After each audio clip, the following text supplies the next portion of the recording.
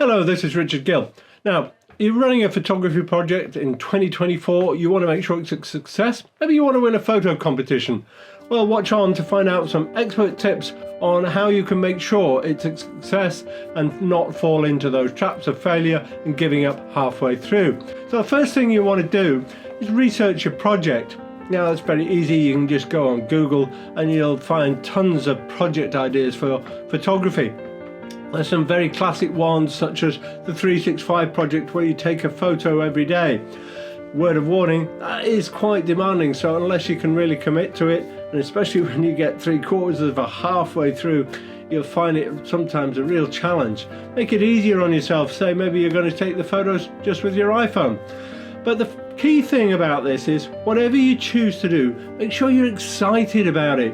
Make sure you want to do it. So that's my tip number one. It's got to be motivating. If you're not excited, you're not motivated, you're not going to follow through on it. Now, the second thing I do when I'm deciding on a photography project is, having come up with an idea or maybe a short list of ideas, I then go and look at other people who've done a similar project. And particularly I look at famous photographers, even artists, and see what they have done, because I'm looking for inspiration. What I'm also looking for is things that I might need to bear in mind when I'm running the project. What locations are they going to? Are they working in a studio, perhaps, if you decided on a portrait project? Do I need any extra gear or anything? The point of this is, and this is my tip number two, the project has to be accessible for you. If you haven't got the right gear, if you're doing a project that relies on a photography studio and you ain't got a studio, it's not going to work for you. It's going to be so hard for you to do and so much hassle that it's going to make it much more difficult and much less likely to be a success. And then the third thing I think about is this photography project going to drive me forward as a photographer? At the end of it, will I be a better photographer? Or have I just chosen a subject that's nice and easy and that I know everything about?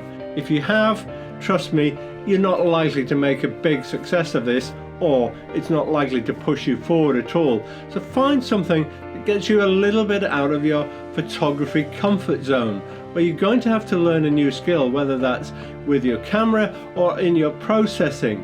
And that way, at the end of it, you know you'll have improved your photography and you'll be a better photographer. So that's my tip number three.